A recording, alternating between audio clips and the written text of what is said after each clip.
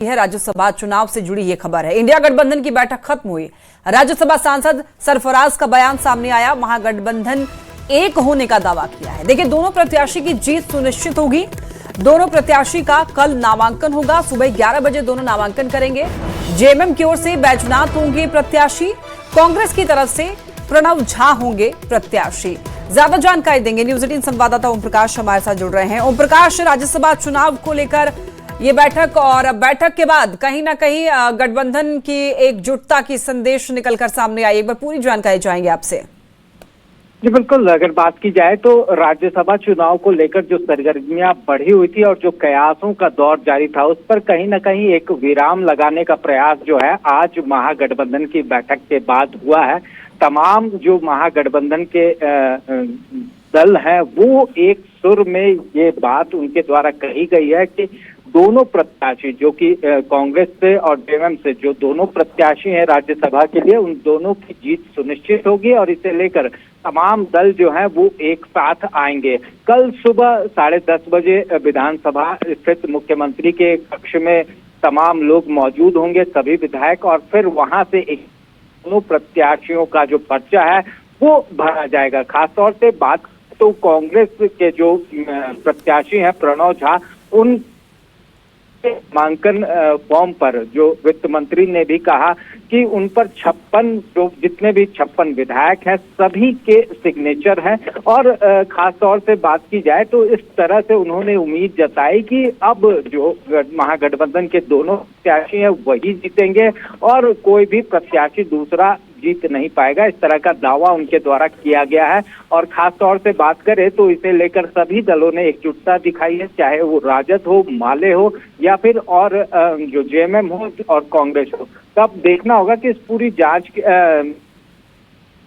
के बाद आज ये बैठक हुई है, उससे क्या कुछ चीजें जो हैं वो स्पष्ट रूप से सामने आ पाती हैं।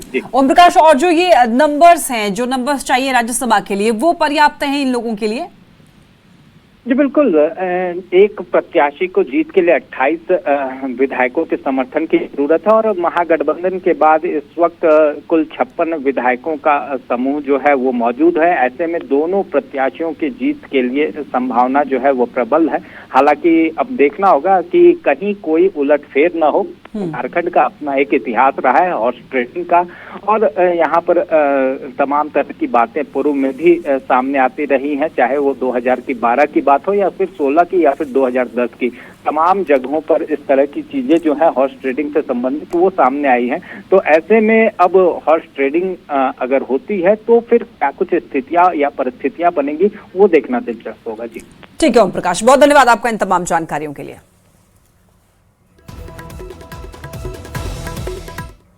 और अब बात कर लेते हैं भारतीय जनता पार्टी की। देखिए, बीजेपी दफ्तर में बैठक खत्म हुई। एनडीए विधायक दल की बैठक खत्म हो चुकी है। राज्यसभा चुनाव पर ही चर्चा हुई है और यहां पर प्रत्याशी के नाम पर मंथन किया गया है। तो देखिए, एक तरफ महागठबंधन की बैठक हुई, दूसरी तरफ भारतीय जनता पार्टी की भी बैठक जो है वो खत्म हो चुकी है। और यहाँ पर जो बैठक हुई है उसमें बताया जा रहा है कि प्रत्याशी के नाम पर ही मंथन हुआ है। भारतीय जनता पार्टी के दफ्तर में बैठक हुई और इस बारे में ज्यादा जानकारी देंगे न्यूज 18 संवाददाता निरंजन सिंह हमारे साथ जुड़ चुके हैं। निरंजन, एनडीए विधायक दल की बैठक खत्म हुई, क्या कुछ निकल कर आया इस बैठक से? ये भारतीय जनता पार्टी और लोजपा, जदयू, आजसू पार्टी, तीनों एनडीए का घटक दल की बैठक थी। उसमें सभी विधायक मौजूद रहे और कल नामांकन का आखिरी तारीख भी है। उसमें 12 विधायक प्रस्तावक बनेंगे, जिस पर सभी का हस्ताक्षर ले लिया गया है। कल सुबह 9 बजे जो पार्टी के मुख्य सचेतक नवीन जायसवाल हटिया विधायक भी हैं, उनके आवास पर सभी विधायक मौजूद रहेंगे। वहां से फिर विधानसभा 11 बजे वहां से चलेंगे और जो कि आखिरी दिन है, और 3 बजे तक ही विधानसभा का जो प्रक्रियाएं होती है वह खुली रहती है। हालांकि ये अभी तक साफ तौर पर नहीं कहा जा रहा है कि बीजेपी की ओर से अधिकृत उम्मीदवार कौन होंगे, लेकिन लगातार ये कयास लगाया जा रहा है। चूंकि कल बीजेपी के प्रवक्ता हैं, राष्ट्रीय प्रवक्ता हैं गौरव वल्लभ, उन्होंने विधानसभा में राज्यसभा का जो पर्चा होता है वो उन्होंने खरीदा है, लेकिन अभी तक सब कुछ क्लियर नहीं हो पा रहा है। चूंकि लगातार अभी देखें कि आप राष्ट्रीय अध्यक्ष आए हुए थे और उनके साथ बैठक भी हुई थी। गौरव वल्लभ लगातार 3-4 दिन से रांची में हैं। अभी भी जो बैठक हुई है उसमें गौरव वल्लभ मौजूद रहे हैं। और कल भी नवीन नितिन के साथ उन्होंने बैठक की। लगातार इस बात को लेकर के संकेत हो रहे हैं कहीं न कहीं अधिकृत रूप से, लेकिन अभी तक घोषणा नहीं हुई है। अब देखना यह है कि मात्र कुछ ही घंटा बचा हुआ हम कहें नामांकन करने में, अब किस तरह से। और इसीलिए सवाल उठ रहे हैं निरंजन, सवाल इसलिए क्या राज्यसभा चुनाव में बीजेपी का कोई डार्क हॉर्स प्लान है?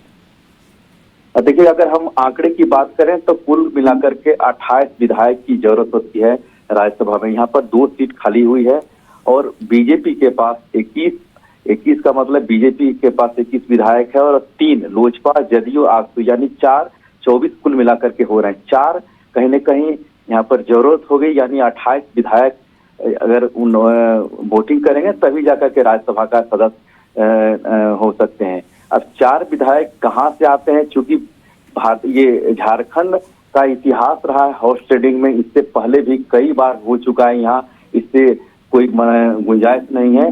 लेकिन अब देखना यह है कि जिस तरह से भारतीय जनता पार्टी के अभी तक उम्मीदवार घोषित नहीं किया गया है, उधर से कांग्रेस को प्रणब झा बनाया गया है, जो कि कांग्रेस के पास 16 विधायक ही हैं और 4 विधायक अगर हम बात करें तो आरजेडी के पास है। तो कुल मिलाकर के अगर हम बात करें तो उधर से बैजनाथ राम को झारखंड मुक्ति मोर्चा के उससे उम्मीदवार बनाया गया है। तो कुल मिलाकर के अगर हम इंडिया महागठबंधन की बात करें तो उनके पास पर्याप्त 56 विधायक हैं।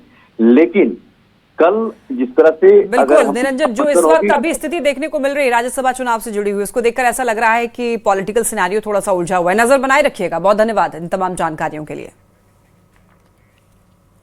बीजेपी के राष्ट्रीय अध्यक्ष नितिन नवीन का 2 दिवसीय झारखंड दौरा संगठनात्मक गतिविधियों के साथ साथ भावनात्मक और सामाजिक जुड़ाव का भी गवाह बना।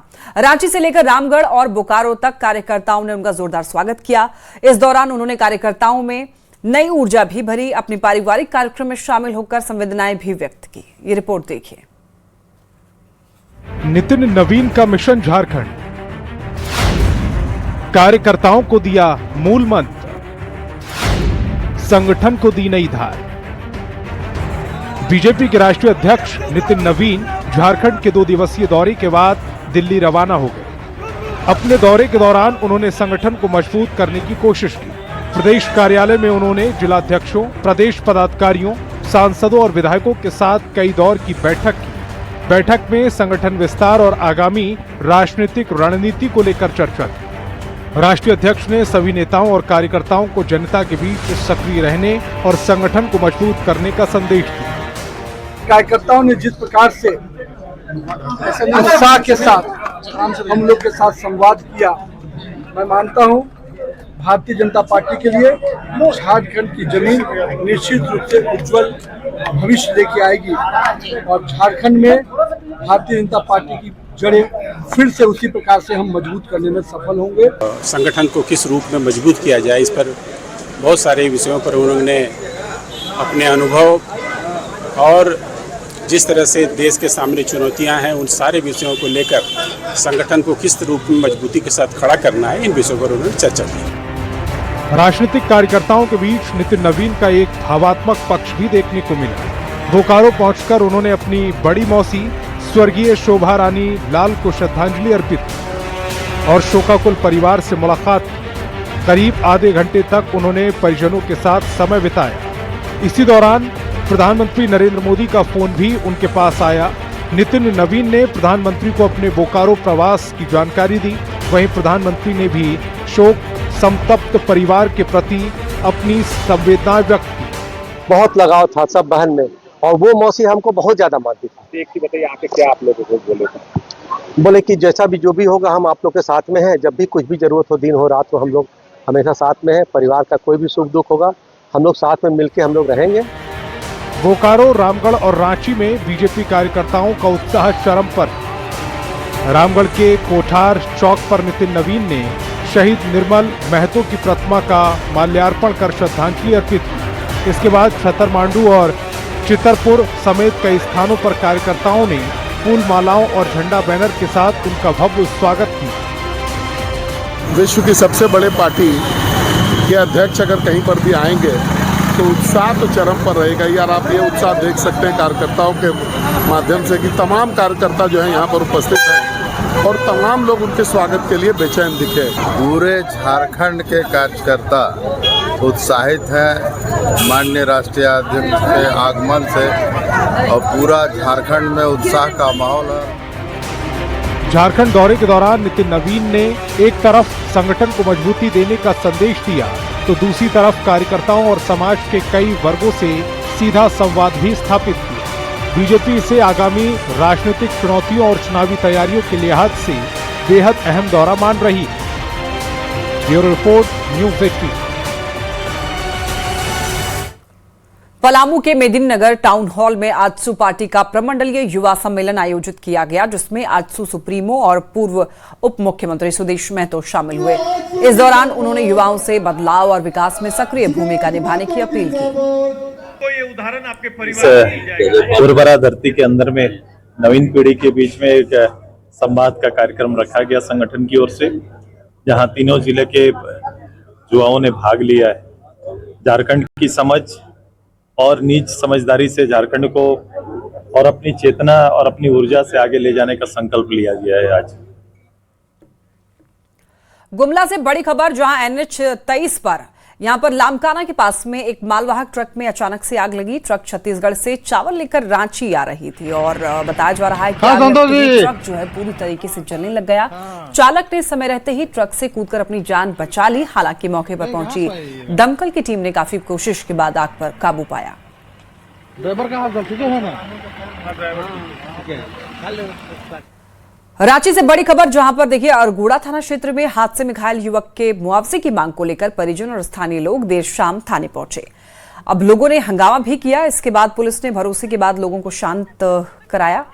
मामले में लोगों का कहना है कि मुआवजे का भरोसा कल ही दिया गया था, लेकिन मुआवजे के नाम पर महज 30,000 रुपए मिले, लेकिन पैसे ज्यादा खर्च हुए। आक्रोशित लोगों का कहना है कि परिवार गरीब है और पैसे भी नहीं है, तो ऐसे में मरीज का इलाज कैसे होगा। यहाँ पे जो कांड हुआ उसमें जो आश्वासन दिए SP सर दिए, DSP सर दिए कि जितना भी चार्ज लगेगा, जो भी चार्ज लगेगा वो हम देंगे। अपना पेशेंट जाके एडमिट करा दो। एडमिट तो करा दिया गया। जितना भी चार्ज लगा ना उसको देखने के लिए कोई गया है, ना अभी तक 1 रुपया पैसा दिया है और पेशेंट अपना मौत का कगार में खड़ा हुआ है। अभी तक ना SP सर कोई भी काम किए हैं, ना DSP किए हैं। जो बोला है वो अभी तक पूरा ही नहीं हुआ है।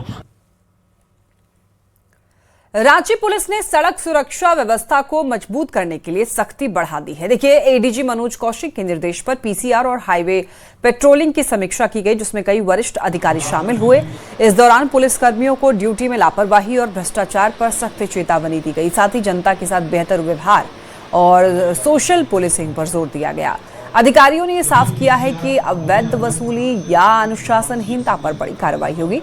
सड़क सुरक्षा और पुलिस की जवाबदेही पर कड़ी नजर रखी जाएगी। सभी को उनके दायित्व के बारे में बताया गया, ब्रीफ किया गया कि कैसे सिर्फ क्राइम हो जाने के बाद उसमें रिस्पॉन्ड करना ही उनका काम नहीं है, बल्कि एक एक्टिव पुलिसिंग करना, जिसमें अपने से अपने रिसोर्सेस डेवलप करना, अपना ह्यूमन इंटेलिजेंस डेवलप करना और अपने क्षेत्र में किसी भी तरह का अगर आपराधिक एक्टिविटी हो रहा है, कोई असामाजिक कार्य हो रहा है, तो उसके प्रति इंटेलिजेंस डेवलप करना और कुछ भी अगर अप्रिय चीज़ हो रहा है उसको रोकने का प्रयास करना।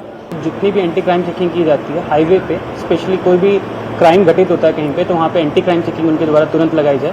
इसके अलावा कोई भी सूचना मिलती है, किसी भी थाना से मिलती है या फिर किसी वरीय पदाधिकारी के द्वारा दी जाती है, तो उस पर तुरंत कार्रवाई ये लोग करें। और इसके अलावा काफ़ी चीज़ें होती हैं जो हाईवे से गुजरती हैं या फिर कुछ किसी न किसी व्यक्ति या फिर माननीय VIP जो रहते हैं उनकी मूवमेंट होती है, तो सिर्फ इनका जो फोकस है सिर्फ इसी पे ना रहे और बाकी जितनी चीज़ें भी हमें करनी है, जो पुलिस की जिम्मेदारियां हैं, वो एक बियॉन्ड आर ड्यूटी का एक अप्रोच हम लोग डेवलप करें, जिसमें सिर्फ जो मैनुअल में दिया गया है या फिर जो हमारी कानूनी तौर पर जो ड्यूटियाँ हैं सिर्फ उससे बढ़ चढ़ कर थोड़ा काम करें। सिमडेगा के CM स्कूल ऑफ एक्सीलेंस से एक अनोखा मामला सामने आया, जहां सैकड़ों युवाओं को एडमिशन और स्कॉलरशिप के नाम पर बुलाया गया और कुछ लोगों की ओर से उन्हें 200 रुपए में सर्टिफिकेट बांटा गया। लेकिन शक तब हुआ जब सर्टिफिकेट पर रजिस्ट्रेशन नंबर नहीं दिखा। सूचना मिलते ही मौके पर पहुंचे एसडीओ ने जांच की और मामले में गड़बड़ी पाई। फिलहाल पुलिस ने 4 लोगों को हिरासत में लिया है, पूछताछ शुरू की गई है। अपना काम धंधा छोड़ के हम लोग में बस इतना कोई इंसान लोग आया है, सबसे ठगा गया है। बस 200 लिया गया और कुछ नहीं, सर्टिफिकेट वगैरह सब फेक है। सर हम लोग से ये एग्ज़ाम लिया गया, बोला गया था सीयूईटी का एग्ज़ाम, बट ये सीयूईटी एग्ज़ाम नहीं है। हम लोग को पता चला, पता नहीं क्या एग्ज़ाम है, तो सब कोई को फ़ोन आया और बोला गया कि आप लोग पास हो गए, काउंसलिंग के लिए आइए, आप लोग को वहाँ जाके सारा डिटेल पता चलेगा। तो हम लोग आए तो हम लोग के साथ पता नहीं क्या हो रहा है, बस 200 ले लिया, सर्टिफिकेट भी दे रहा है और बोलते हैं कोडरमा कॉलेज जाना पड़ेगा आप लोग। हम लोग कोडरमा कॉलेज नहीं जाना है। आप लोगों को 75,000 रुपये स्कॉलरशिप मिलेगा और हर साल 12,000 आप लोग को देना पड़ेगा और अच्छा पढ़ाई होगा उस कास्ट कैटेगरी से और अच्छा पढ़ाई होगा उस कॉलेज में। हम 200 रुपये सब कोई से लिया गया है रजिस्ट्रेशन के लिए, फिर अब कुछ बताया भी नहीं जा रहा है, सब कोई इधर से उधर भेजा जा रहा है। जैसे सूचना मिली तो आने के बाद पता चला कि Ram Govind group of college के कुछ वहाँ के पदाधिकारी और वहाँ के एजेंसी वाले लोग आए हुए हैं और यहाँ से जो प्रति बच्चे जो है 200 वो लोग कलेक्ट कर रहे हैं। उनका कहना है कि स्कॉलरशिप के लिए जो फॉर्म भराया जा रहा है, प्रथम दृष्टया उन लोग से पूछने से भी किसी तरह का कोई स्पष्ट जवाब नहीं दिया गया, तो इसको जांच के लिए जो संबंधित थाना के पदाधिकारी को बुला दिया गया।